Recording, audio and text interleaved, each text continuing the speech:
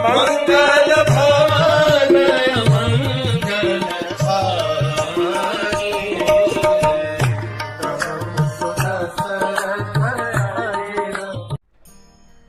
हरे कृष्ण। राम, लक्ष्मण और सीता दोनों सुमंत्र के पीछे बैठ करके द्रुत गति से, तेज वेग से अयोध्या की वेशी की गेट की ओर जाने लगे। अयोध्या के होने वाले नरेश प्रभु राम के पीछे सारे अयोध्यावासी ऐसे लग रहे थे जैसे भगीरथ के पीछे गंगा जा रही हो। भगीरथ आगे आगे जा रही थी, गंगा पीछे पीछे उनके आ रही थी। जहां जहां वो जा रहे थे वहां वहां वो आ रही थी। वैसे ही प्रभु राम आगे चल रहे हैं, उनके पीछे पूरे अयोध्या नगरी चल रही है। सबकी आंखों में आंसू हैं, सभी बहुत ही दुखित अवस्था में। केवल व्यक्ति ही नहीं, पशु पक्षी, पेड़, सब कुछ जैसे थम गया हो। जहां से प्रभु राम निकले उसके थोड़ा सा पीछे जैसे अयोध्या मर गई हो, एक स्मशान भूमि हो गई हो। कोई अयोध्या में रहने के लिए तैयार नहीं है।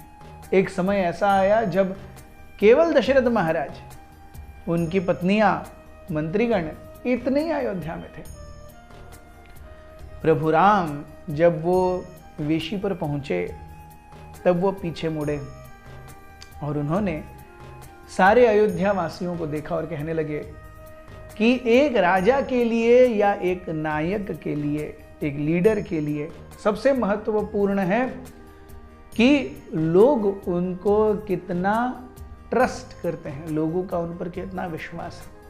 आपका ये प्रेम, आदर और सौहार्द देख करके मैं अत्यंत खुश हूँ, उत्साही हूँ कि मैंने आपके मन में कोई तो छवि बनाई है।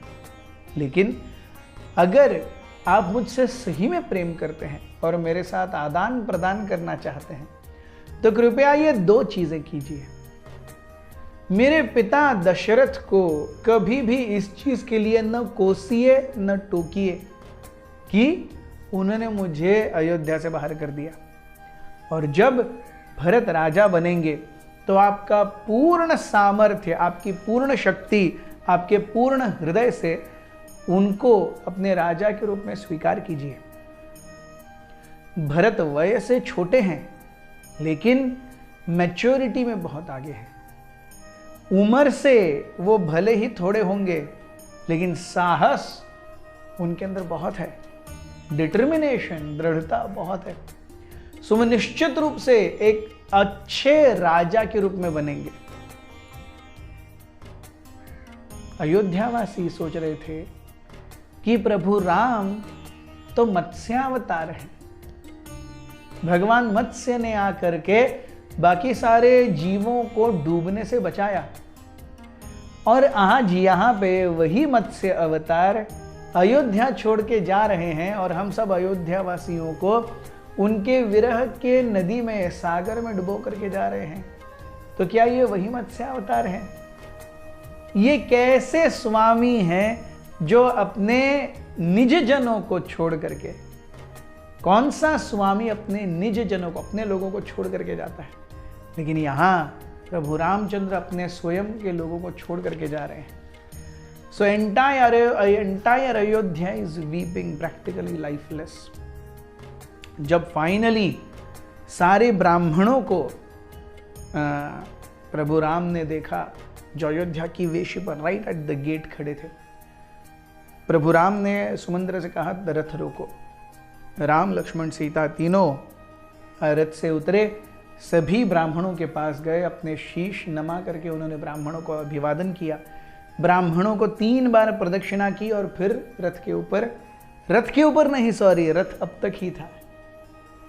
अब चल करके राम, लक्ष्मण और सीता अयोध्या से बाहर निकल रहे हैं। And every single citizen wants to so much be with them. Ram, Lakshman और सीता बहुत जल्दी, तीव्र गति से आगे जा रहे हैं। सुमंत्र भी उनके साथ हैं, लेकिन अब वो रथ पीछे रह गया है। सुमंत्र उनके साथ थे, जितने सारे अयोध्या के वासी उनके साथ रह सकते थे वो उनके साथ थे। राम जैसे ही अयोध्या के बाहर निकले चल करके, सारे अयोध्यावासी उनके पीछे हो लिए। जो बूढ़े थे, बच्चे थे, स्त्रियां थी जो ज़्यादा चल नहीं पा रही थी वो उधर ही रुके, लेकिन जो सही में यंग थे, नौजवान थे, वो उनके साथ चल रहे थे। सुमंत्र भी उनके साथ थे। 5-6 घंटे चलने के बाद राम तमसा नदी के किनारे पहुंचे।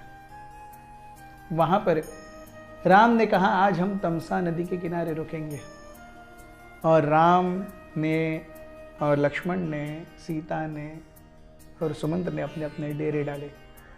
सारे अयोध्यावासी भी अपने अपने तंबुओं में आकर के वहीं रह गए। उस रात को राम ने वो चीज की जो वो बहुत सालों से करना चाहते थे, साधुओं का संग। वहां पे जितने साधु तमसा नदी के किनारे रहते थे उनके चरणों में जाकर के प्रभु श्री राम ने एब्सोल्यूट ट्रुथ, निरपेक्ष सत्य के तत्व के बारे में जिज्ञासा की और उनसे उत्तर पाए और समाधानी हुए। बहुत बहुत धन्यवाद। हरे कृष्ण।